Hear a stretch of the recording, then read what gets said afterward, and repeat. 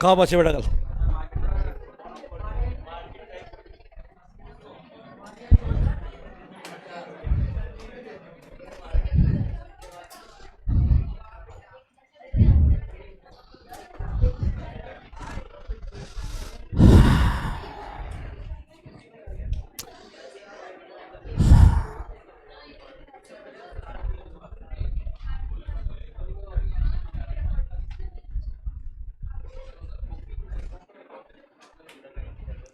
तो अगर बुक के बारे में कॉपी किताब रूल पेंसिल रबड़ शार्पनर गुड।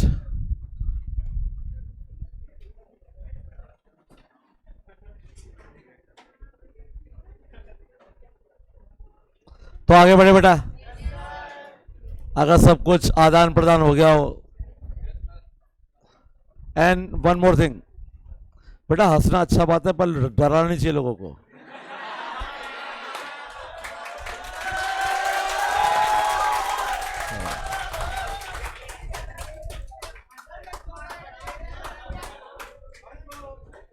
बेसिकली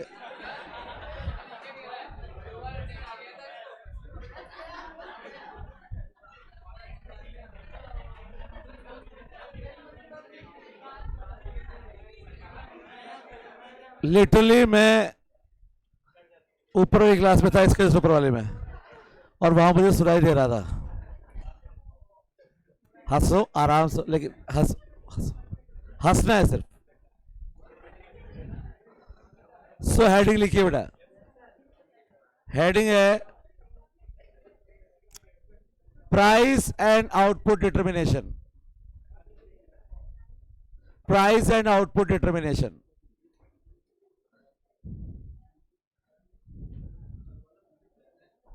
बेटा कल वाले में सिर्फ रेवेन्यू कर बचे हैं। रेवेन्यू अपन बेटा 30 यूनिट में पढ़ेंगे बेटा अपन।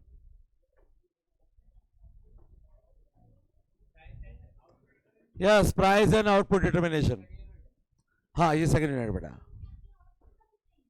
किसमें बेटा? कल जो फर्स्ट यूनिट थी अपनी, उसमें जितना मार्केट का क्लासिफिकेशन था अपन ने पढ़ लिया, और उसके बाद कल इसमें रेवेन्यू बचा है। लेकिन रेवेन्यू में स्टार्ट करूंगा यूनिट 3 में, जहां पे डायग्राम बनाना पर क्या करेंगे स्टार्ट। तो जहां से डायग्राम बनाने स्टार्ट होंगे वहां पे अपन रेवेन्यू डिस्कस करेंगे, और हर मार्केट में रेवेन्यू को अलग अलग डिस्कस करेंगे एक साथ ही, कि परफेक्ट कॉम्पिटिशन में रेवेन्यू कर्व ये है, मोनोपोलिस्टिक में ये है, मोनोपोली में ये है, ओलिगोपोली में ये है। तो उसको अलग अलग पढ़ेंगे एक साथ ही बेटा। आज जो है वो यूनिट 2 है, इसमें से आपके लिए बहुत अच्छे क्वेश्चन बनते हैं बेटा। तो टॉपिक को ध्यान से पढ़ना है, समझना है बेटा, ठीक है। तो हेडिंग आप लिखिए प्राइस एंड आउटपुट डिटर्मिनेशन। तो जैसे कि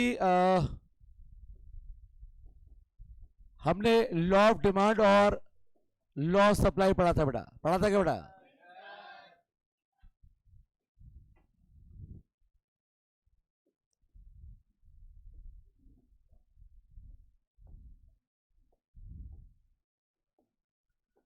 जैसा कि आप जानते हैं लॉ ऑफ डिमांड में जब प्राइस इंक्रीज होती है तो डिमांड डिक्रीज होती है बेटा।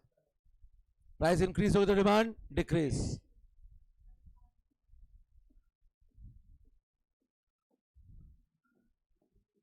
But according to law of supply, when price increases supply also increases.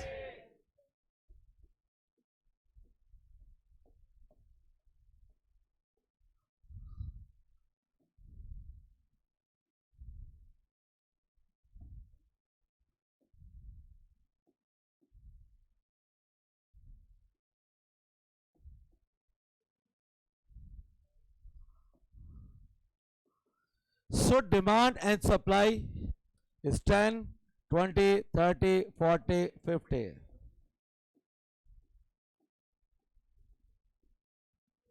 And price is 1, 2, 3, 4, 5.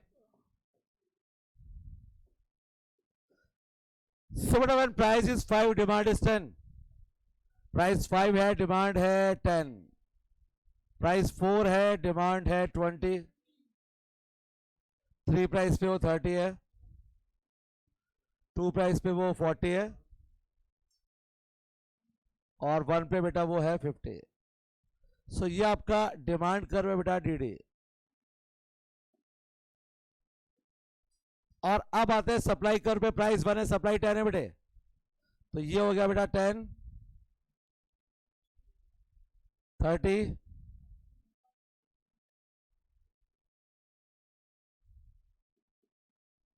ये आपका सप्लाई कर्व एसएस। अब बेटा जिस पॉइंट पे डिमांड सप्लाई इंटरसेक्ट कर रहे हैं बेटा, डिमांड सप्लाई क्या बेटा इक्वल, तो इससे कहते हैं हम इक्विलिब्रियम। तो इक्विलिब्रियम में बेटा ये तो है इक्विलिब्रियम क्वांटिटी और ये है इक्विलिब्रियम प्राइस। इस प्राइस को इक्विलिब्रियम प्राइस इसलिए कहा जाता है क्योंकि आप इस प्राइस को चेंज नहीं कर सकते बेटा, और चेंज करोगे तो बेटा लौट के यहीं पे आना पड़ेगा। अगर आपने प्राइस इससे कम रखी ना बेटा तो आपको यहां पर आना पड़ेगा बेटा, और प्राइस इससे ज्यादा रखी ना बेटा तो भी आपको लौट के यहीं पे आना पड़ेगा। दोनों केसेस में आपको यहीं पे आना पड़ेगा। अब कैसे वो समझते बेटा हम लोग, आइए। तो जो इक्विलिब्रियम है बेटा वो यहां पे हो चुका है अपना, जहां पे डिमांड सप्लाई क्या बेटा इक्वल, और प्राइस क्या बेटा यहाँ पे 3। अब यहां पर हमने प्राइस को इंक्रीज करके 4 कर दिया बेटा, यानी हम इक्विलिब्रियम को ले गए हैं प्राइस 3 से प्राइस 4 पर, और जैसे ही हम 3 से 4 पे गए according to law of demand when price increases demand decreases, तो बेटा डिमांड तो यहां पे से 20 रह गई बेटा, डिमांड क्या होगी बेटा 20, but according to law of supply when price increases supply also, तो सप्लाई बेटा 40 हो गई बेटा। तो यहां पर बेटा एक्सेस सप्लाई हो गई, एक्सेस सप्लाई। तो बेटा मार्केट में बेचने वाले ज्यादा खरीदने वाले कम, बेचने वाले ज्यादा खरीदने वाले कम, तो बेटा अगर सप्लाई डिमांड से ज्यादा होगी तो बेटा प्राइस को डिक्रीज करोगे कि इंक्रीज, सप्लाई क्या बेटा डिमांड क्या बेटा, तो सप्लाई ज्यादा और डिमांड, तो उस केस में आप प्राइस कम करेंगे कि ज्यादा करेंगे, श्योर। तो प्राइस को डिक्रीज करके वापस कहां पे लाओगे, हो गया इक्विलिब्रियम। जैसे प्राइस को 3 पे लेके आओगे तो 3 पे लाते ही जो डिमांड यहां पर डिक्रीज हो गई थी, यहां पर आपकी 4 पे कितनी होती 20, तो प्राइस को डिक्रीज करते डिमांड क्या हो जाएगी इंक्रीज हो जाएगी, और ये सप्लाई जो क्या हो गई थी इंक्रीज वो क्या हो जाएगी, और दोनों क्या हो जाएंगे इक्वल हो जाएगा इक्वल। और अब कहां पहुंच गया वापस इक्विलिब्रियम पे आ गए बेटा, कहां पहुंच गए हम, पहुंच गए इक्विलिब्रियम। अब अगर इससे कम प्राइस डिसाइड करेंगे तो अब अपन इक्विलिब्रियम को लेके गए 2 पे, अब प्राइस कितनी कर दी बेटा अपन ने 2।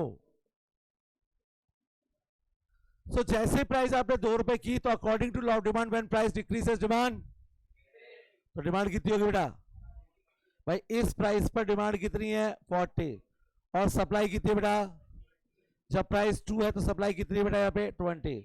अब ये हो गया एक्सेस डिमांड।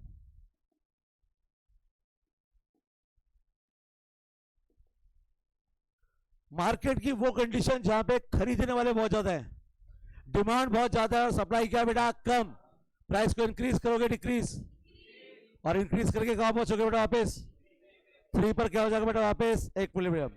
तो इस प्राइस को इक्विलिब्रियम प्राइस इसीलिए कहा जाता है क्योंकि आप इससे दूर नहीं जा सकते हैं, अगर जाने की कोशिश करेंगे तो लौट के यहीं पे आना पड़ेगा, लौट के बुद्धू तो घर यही है बेटा पे, ठीक है बेटा। तो यहां से बनेंगे आपके लिए 3 क्वेश्चन। आपका पहला क्वेश्चन होगा कि इक्विलिब्रियम कहां पे होगा बेटा, when demand equals to supply. अगर आप इक्विलिब्रियम प्राइस को इक्विलिब्रियम से ऊपर यानी कि ज्यादा डिसाइड करते हैं तो क्या क्रिएट होगा, और से कम डिसाइड करते हैं तो 3 क्वेश्चन बनेंगे, सॉल्व हो जाएंगे, बनाइए बेटा।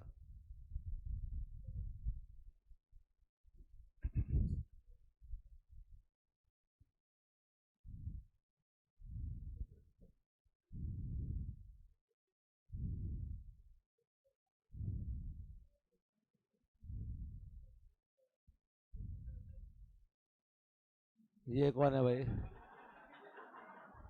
मतलब संगत का असर आ रहा है धीरे धीरे।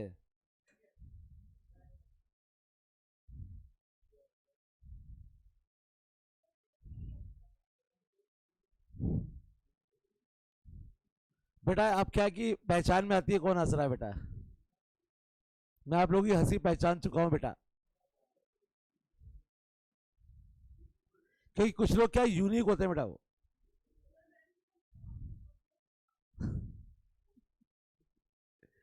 अरे बेटा मजाक नहीं समझते आप लोग क्या? लाइफ में आयो, खाओ पियो ऐश करो, हंसी मजाक होना चाहिए ना जिंदगी में। बस फिर मजाक। कोई बात नहीं, आपको खिला देंगे बेटा। खिलाने के लिए क्या मना है बेटा? बटबेड़े खाओगे? बटबेड़े, बटबेड़े खाए कभी आपने? हैं? नहीं खाए? खिलाएंगे बेटा। खाए बटबेड़े आपने? नहीं। पर्वत फल खाया कभी? पर्वत फल, पर्वत फल, पर्वत फल। हम्म? हम्म। खिलाएंगे बेटा आपको, बटबेड़े खिलाएंगे बेटा।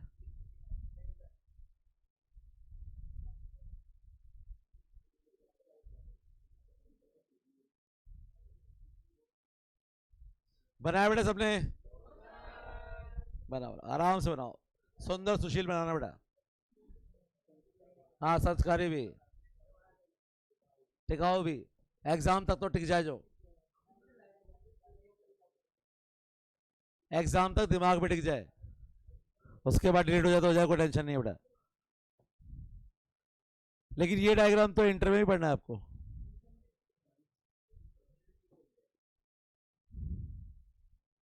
दोबारा पढ़ा देंगे, टेंशन ले रहे हो?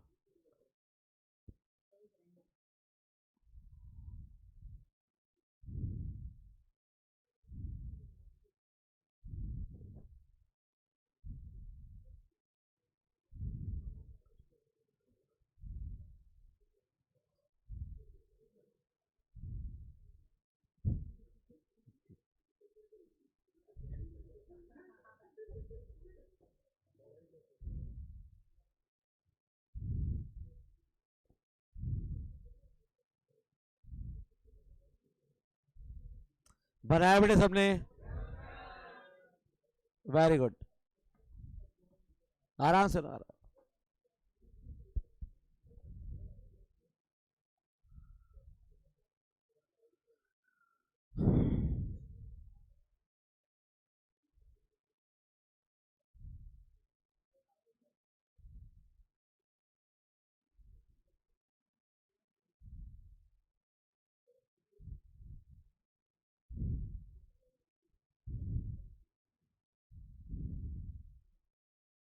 एक्सेस सप्लाई डिमांड दोनों बना लिए भाई? क्या चाहते हो? आमने सामने गलती है।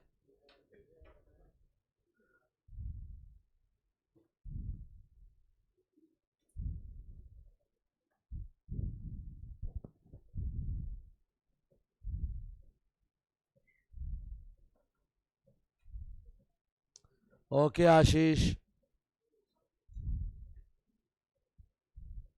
बस क्लास में कुछ बच्चे और बना ले, फिर चलते हैं बेटा आगे।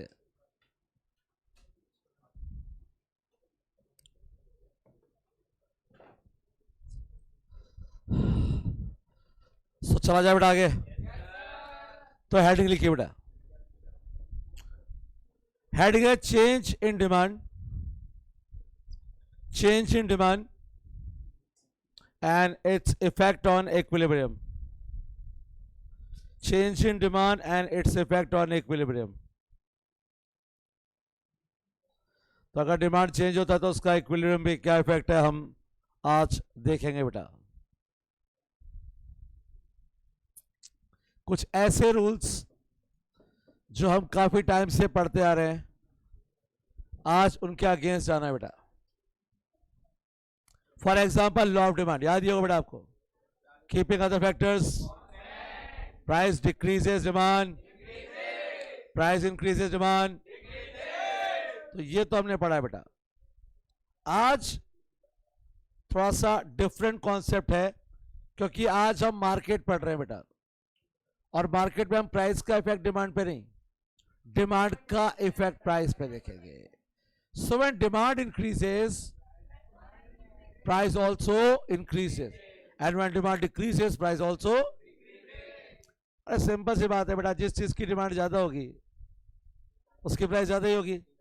आज की डेट में सीए की डिमांड ज्यादा है, सीएस की डिमांड कम है, तो सीएस को पैकेज क्या मिल रहा है? कम. सीए को क्या मिल रहा है? ज्यादा.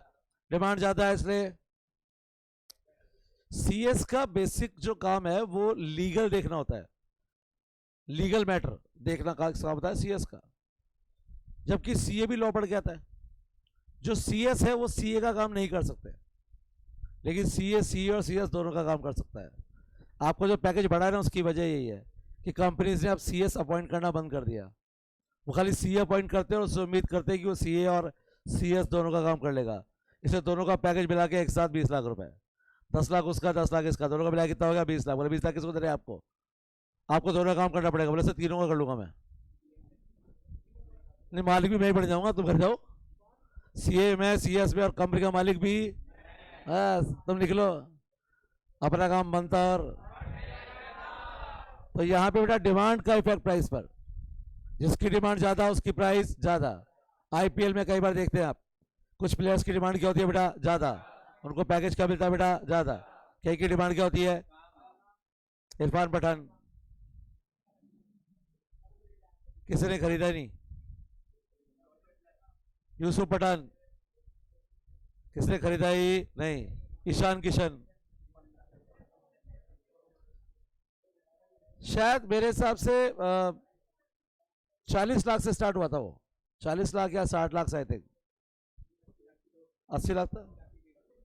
80 लाख से स्टार्ट हुआ, 80 लाख से सीधा गया 1 करोड़, 1 करोड़ 10 लाख, 1 करोड़ 20 लाख, 1.5 करोड़, 2 करोड़, 3 करोड़, 4 करोड़, 5 करोड़, 15 करोड़ ईशान किशन को. हाँ, ईशान किशन को आईपीएल खेलेंगे 15 करोड़ मिले उसको, जबकि अब की बार वो खेला भी नहीं. लेकिन जितना भी खेला उस बिहाफ पर उसका इंडियन टीम में सिलेक्शन हुआ. और इंडियन टीम का रूल ये है कि इंडियन टीम अपने प्लेयर्स को कैटेगरी में डिवाइड करती है, ए बी सी डी. तो जो ए कैटेगरी में आते हैं उनको 1 साल के 2.5 से 3 करोड़ रुपए देती है बीसीसीआई, 2.5 से 3 करोड़ रुपए. इसके अलावा जितने मैच खेले जाते हैं हर मैच की मैच फीस मिलती है, यानी हर मैच खेलने का क्या मिलता है? पैसा. उसके बाद एडवर्टाइजमेंट से मिलता है पैसा, दुनिया भर के ऐड मिलते हैं बेटा. एमआरएफ कंपनी 12 करोड़ रुपए दिया करती थी सचिन तेंदुलकर को, खाली स्टिकर लगाने का. कोई ऐड नहीं करता था वो एमआरएफ का उस टाइम पे, सिर्फ बैट पे क्या लगाता था? स्टिकर. इस बात के मिलते थे 12 करोड़ रुपए, सिर्फ किस बात के? स्टिकर लगाने के. हमारे बच्चे को 1 करोड़ पूरे शरीर में टैटू बनवा लेगा वो. एमआरएफ, एमआरएफ 1 करोड़ दे तू भैया, और तो उसकी बात कर रहा है स्टिकर, हम तो टैटू बनवा लेंगे. तो डिमांड है बेटा. सचिन की डिमांड थी भैया, एक टाइम था जब सचिन ही भगवान था. नहीं नहीं समझो, था मतलब कि समझ था इन द सेंस कि वो टाइम था कि जब टीवी पे मैच आता था, सचिन खेल रहा होता था, बोले 10 पे कितने बनाने? 100.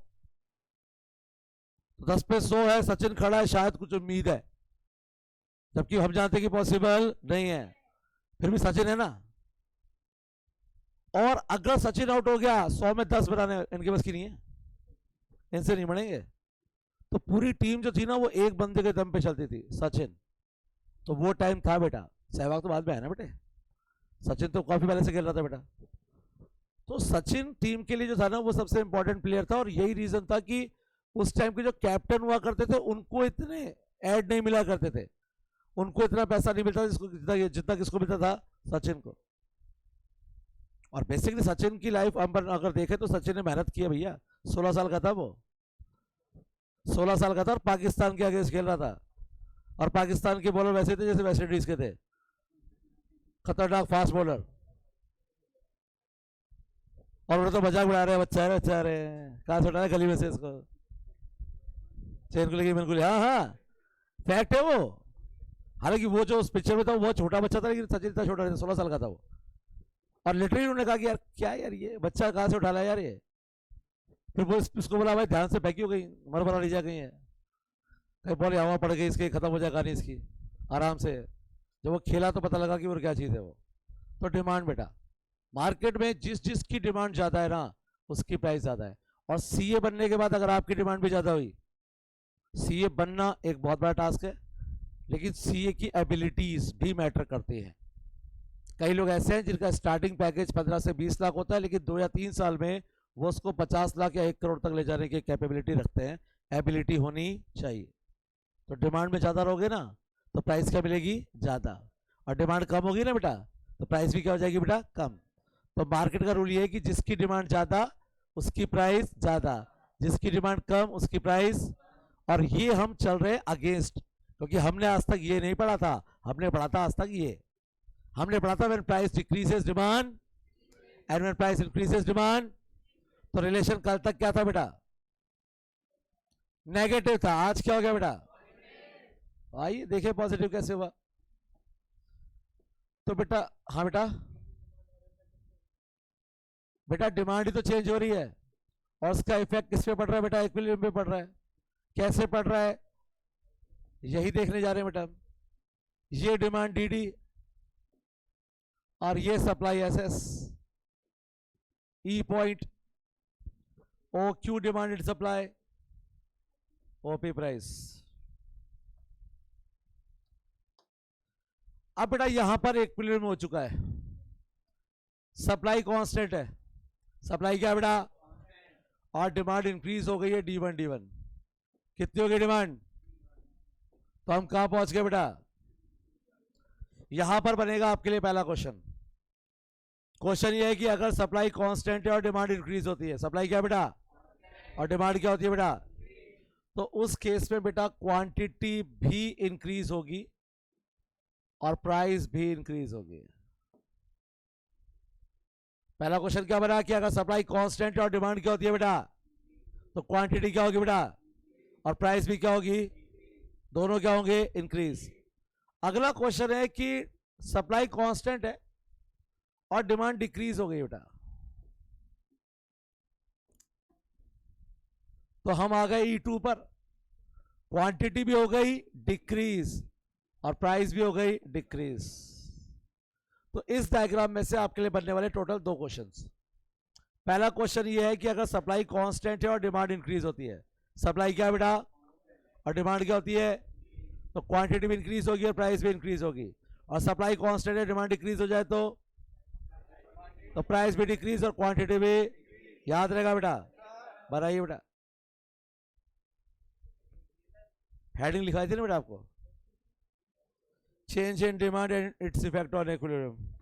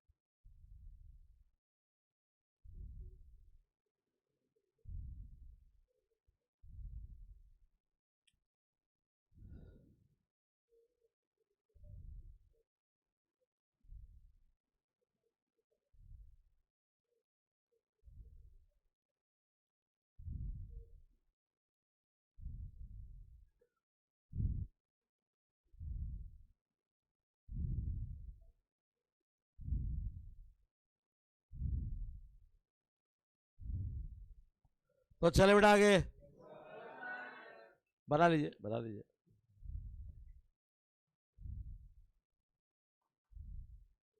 क्या फ्राइडे है ना आज, हफ्ते का सबसे अच्छा दिन होता है सैटरडे। फील होती है सैटरडे को एक, कल छुट्टी है। सबसे खराब दिन संडे होता है, कल जाना है।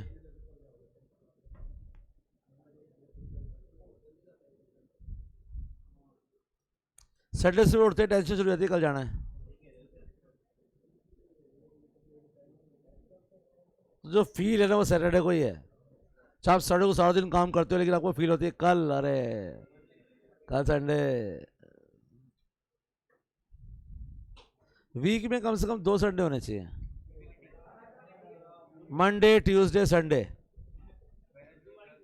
Thursday Friday Saturday Sunday.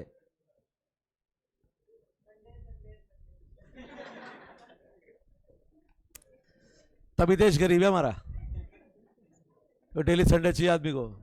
काम करो, काम करोगे तो यस। तो बेटा बना लिया सबसे फाइनली, या बना रहे हो बेटा? बना लिया बेटा, तो हेडिंग लिखो बेटा। हाँ क्या चीज? क्यों कल लिया ना क्या? परसों? पता नहीं बेटा, कुछ बैचेस लेट स्टार्ट हुए ना बेटा, कोर्स तो कराना ही है ना। सब आपकी तरह लक्की थोड़ी ना है। 25 को है ना कोर्स, 25 को भी हो रहा है, 29 को भी हो रहा है, अगस्त में।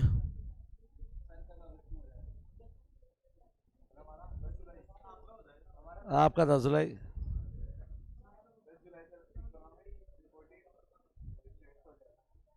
बढ़िया है बेटा, जितना जल्दी फ्री हो उतना बढ़िया बेटा। चलिए हेडिंग लिखिए बेटा, change in supply, change in supply and its effect on equilibrium,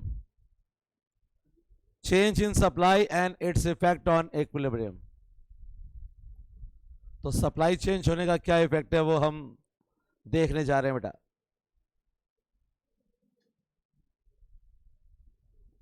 यहां पर भी वही गड़बड़ है, हमने पढ़ा था when price increases price decreases. आज पढ़ेंगे सप्लाई इंक्रीजेस सप्लाई डिक्रीजेस। जो चीज लाइफ में ज्यादा होती है ना उसकी वैल्यू हमेशा फैक्ट है बेटा ये तो। इसलिए जितनी सप्लाई कम रखोगे ना उतनी प्राइस क्या होगी, ज्यादा। वो लोग जो दूसरे लोगों से कम मिल पाते हैं ना उनकी वैल्यू क्या होती है, ज्यादा। जो सारा दिन बेले रहते हैं ना उनकी कोई वैल्यू नहीं होती है। इसलिए लाइफ में Sunday Sunday Sunday Sunday Sunday कुछ नहीं।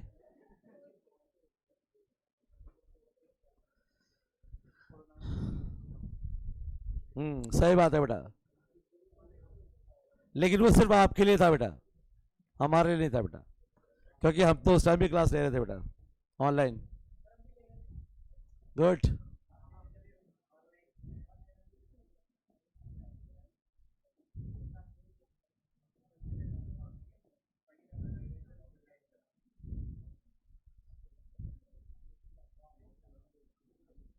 बेटा घर पे बच्चा पढ़ता नहीं था, पढ़ा रहता था खाली।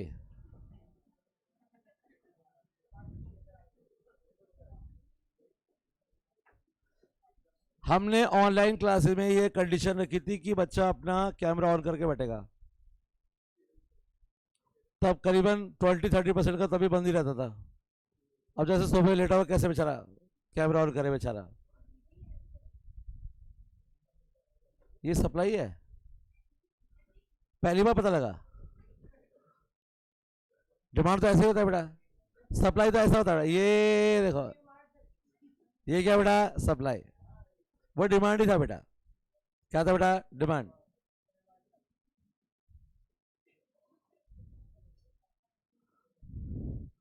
दुखी हो गए बच्चे मेरे से,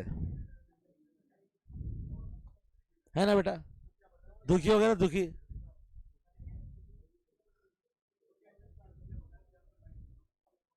हाँ बेटा, कई बच्चे छत पे घूमते होते थे उस टाइम, क्लास चल रही ना, पूरी छत दिख रही है आराम से, पूरी बिल्डिंग दिखा रहा है, पतंग दिखा रहा, पतंग वो देखो। बच्चे कह रहे सर वो पतंग दिखा रहा है, तो देख लो भैया दिखा रहा, तो भाई क्या करें अब। बहुत सारे चैलेंजेस थे वहां पे, जो अब कुछ कम हुए हैं बेटा। यहां पर बनेगा आपके लिए पहला क्वेश्चन। पहला क्वेश्चन है when demand remains constant and supply increases, तो उस केस में बेटा क्वांटिटी इंक्रीज होगी लेकिन प्राइस डिक्रीज हो जाएगी, क्योंकि जो चीज ज्यादा होती है ना उसकी वैल्यू कम होती है बेटा। सो पहला क्वेश्चन क्या बना, पहले समझ लो फिर बना लेना आराम से। पहला क्वेश्चन बना कि अगर डिमांड कांस्टेंट है और सप्लाई इंक्रीज होती है, तो उस केस में बेटा क्वांटिटी तो इंक्रीज होगी क्योंकि सप्लाई इंक्रीज हुई है, लेकिन प्राइस क्या हो जाएगी, डिक्रीज। सेकंड क्वेश्चन,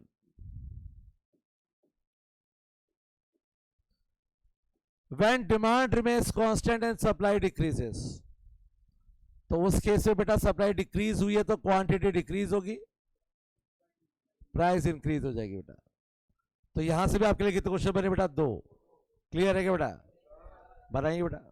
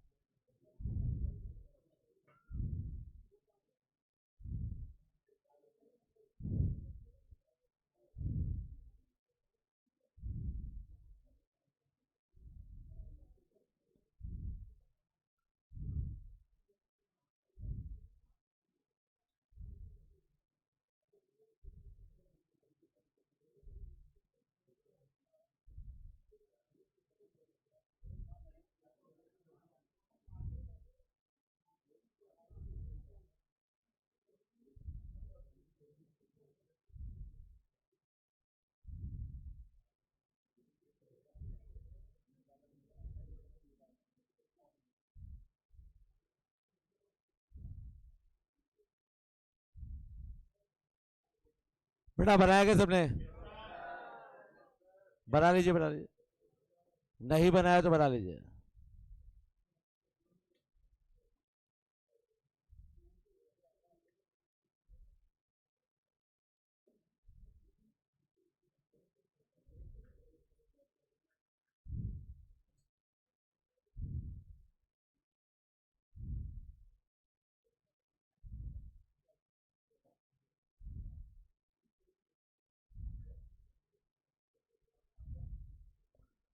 सोच चले बेटा, बनाया बेटा सबने, तो हेडिंग लिखो बेटा।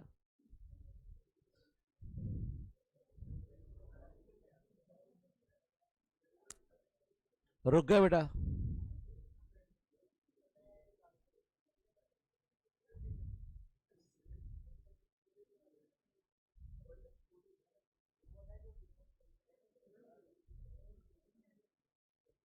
बेटा बोलने से तो बना किसी को नहीं किया हमने, बोलने से बना नहीं किया हमने किसी को। अब 6 दिन संडे बनाओगे तो फिर तो बोलना ही पड़ेगा बेटा। हाँ 6 दिन संडे, 1 दिन मंडे, मंडे को छुट्टी कर लेंगे। अरे वाह बेटा, सेंट्रल गवर्नमेंट की भी 2 दिन की छुट्टी होती है बेटा, संडे संडे। अपनी राजस्थान गवर्नमेंट है बेटा, संडे की छुट्टी मिल रही ना, एहसान मानो बेटा। कहीं ये ना बोले कि संडे को भी आउट आना पड़ेगा, फिर संडे को छुट्टी किसको,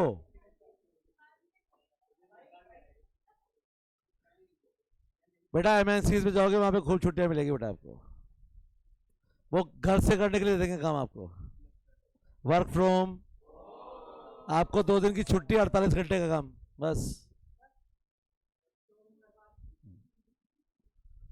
एमएनसीज में काम करने जो छुट्टी पे जाते हैं ना, तो वो अपने लैपटॉप साथ ले जाते हैं वो, क्योंकि उनको छुट्टी नहीं होती है बेटा, वो काम ही कर रहे होते हैं बेटा। वो पैसा बहुत मिलेगा लेकिन काम करना पड़ेगा बेटा, पैसे की कमी नहीं होगी लेकिन मेहनत बहुत ज्यादा। हेडिंग लिखिए change in both, change in both demand and supply, change in both demand and supply change in both, अच्छा जिसने पूछा, change in both demand and supply and its effect on equilibrium. Change in both demand and supply and its effect on equilibrium.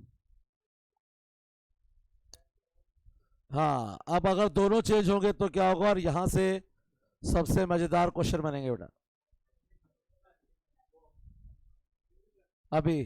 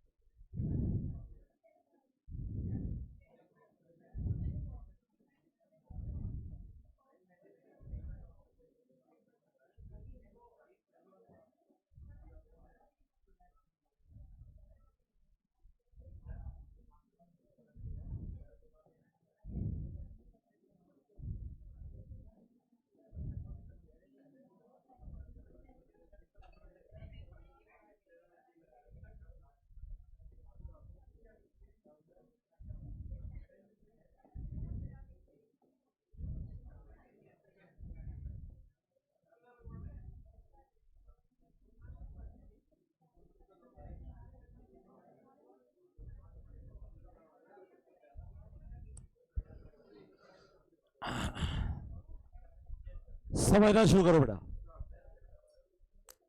First case जहां पे demand DD है बेटे, supply SS, E point, O Q demand supply, OP price. अब इस case में demand increase हो गई है और डिमांड D1 हो गई बेटा, और सप्लाई भी इंक्रीज होके S1 हो गई बेटा। तो डिमांड करो DD, सप्लाई करो SS को E1 पे कट कर रहा है बेटा। अब डिमांड सप्लाई दोनों इंक्रीज हुए हैं तो क्वांटिटी तो इंक्रीज ही होगी बेटा, और प्राइस भी क्या होगी, इंक्रीज। ये कंक्लूजन नंबर 1 है, फाइनल कंक्लूजन नहीं है। तो कंक्लूजन नंबर 1 ये कह रहा है कि अगर डिमांड सप्लाई दोनों इंक्रीज होंगे तो क्वांटिटी इंक्रीज होगी और प्राइस भी इंक्रीज होगी। हम चलते हैं अब कंडीशन नंबर 2 पर। हाँ बेटे, नहीं बेटा वो क्वेश्चन में दिया नहीं होगा बेटा उनको, इसका सॉल्यूशन कैसे करना है वो अभी तीनों को पढ़ने के बाद। सेकंड केस है कि डिमांड डीडी है, supply SS, E point, O Q demand supply, OP price. अब यहां पर डिमांड इंक्रीज हो गई है D1, सप्लाई इंक्रीज हो गई है S1। तो डिमांड सप्लाई इंटरसेक्ट कर रहे हैं बेटा ई पॉइंट पर, E1 पर। डिमांड सप्लाई इंक्रीज हुए हैं इसलिए क्वांटिटी इंक्रीज हो गई है, लेकिन प्राइस यहां पर डिक्रीज हो गई है बेटा। सो कंक्लूजन नंबर 2 ये कहता है कि जब डिमांड सप्लाई दोनों इंक्रीज होते हैं तो क्वांटिटी इंक्रीज होती है लेकिन प्राइस डिक्रीज होती है। पर यह भी फाइनल कंक्लूजन नहीं है। कंक्लूजन नंबर 3,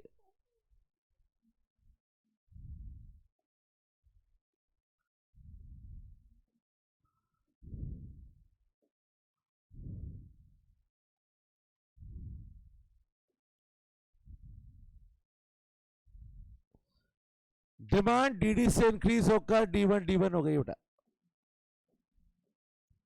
और सप्लाई एसएस से इंक्रीज होकर S1 हो गई बेटा। क्वांटिटी इंक्रीज हुई है बट प्राइस रिमेन्स कांस्टेंट। तीनों केस में डिमांड सप्लाई इंक्रीज हुए हैं और तीनों में एक रिजल्ट कॉमन है, क्वांटिटी का इंक्रीज होना और इंक्रीज होना, लेकिन प्राइस तो अनसर्टेन है। एक जगह इंक्रीज भी हुई है, एक जगह डिक्रीज हुई है, एक जगह कांस्टेंट है। रीजन, फर्स्ट डायग्राम में डिमांड सप्लाई दोनों इंक्रीज हुए हैं लेकिन डिमांड इंक्रीज हुई है ज्यादा और सप्लाई इंक्रीज हुई है कम, और मार्केट में जब भी डिमांड सप्लाई से ज्यादा होगी तो प्राइस इंक्रीज होगी। सेकंड केस में देखो डिमांड इंक्रीज हुई है कम लेकिन सप्लाई इंक्रीज हुई है ज्यादा, और सप्लाई डिमांड से ज्यादा होगी तो बेटा प्राइस डिक्रीज होगी। तीसरे में दोनों सेम प्रोपोर्शन में इंक्रीज हो रहे हैं बेटा, इसलिए प्राइस में कोई चेंज नहीं आया। अब एग्जाम में क्वेश्चन कैसे आएगा? एग्जाम में क्वेश्चन आएगा कि अगर डिमांड सप्लाई दोनों इंक्रीज होते हैं तो उसका क्या इंपैक्ट होगा। तो आपको आंसर टिक करना है quantity will increase, quantity will an uncertain effect on price. Price पे क्या इफेक्ट होगा हमें पता नहीं है। अब इस क्वेश्चन को घुमाया भी जा सकता है, डिमांड सप्लाई दोनों डिक्रीज हो गए, अब बोले साहब quantity will decrease and again uncertain effect on price. तो आपको प्राइस के बारे में कोई कंक्लूजन नहीं निकालना है जब तक वो क्वेश्चन में क्लियरली ये नहीं बताए कि डिमांड कितनी इंक्रीज हुई है और सप्लाई कितनी। क्लियर है क्या बेटा? अगर दोनों इंक्रीज हुए तो क्वांटिटी क्या होगी बेटा? Increase and uncertain effect on, और दोनों डिक्रीज हुए तो quantity will and uncertain effect on. Clear है क्या बेटा?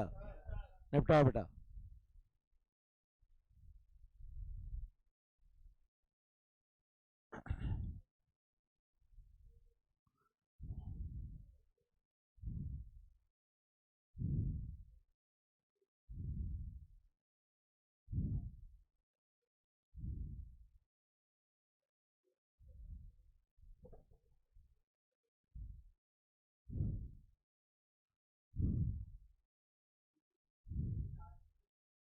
बेटा दोनों सेम प्रोपोर्शन में इंक्रीज हुए बेटा, जितना डिमांड इंक्रीज हुई है बेटा उतनी सप्लाई इंक्रीज हुई है बेटा।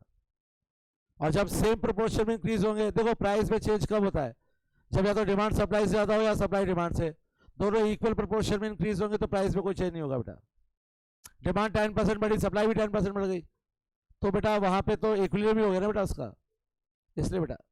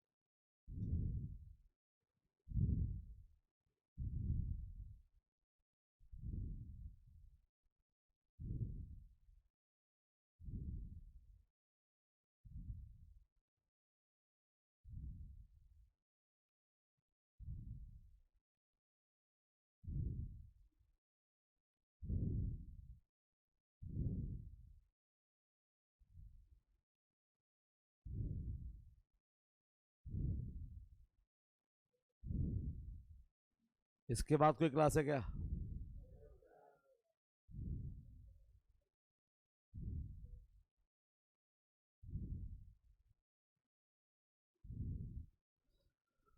तो एक काम करो, डायग्राम बना लेना, कल बढ़ेंगे इससे आगे।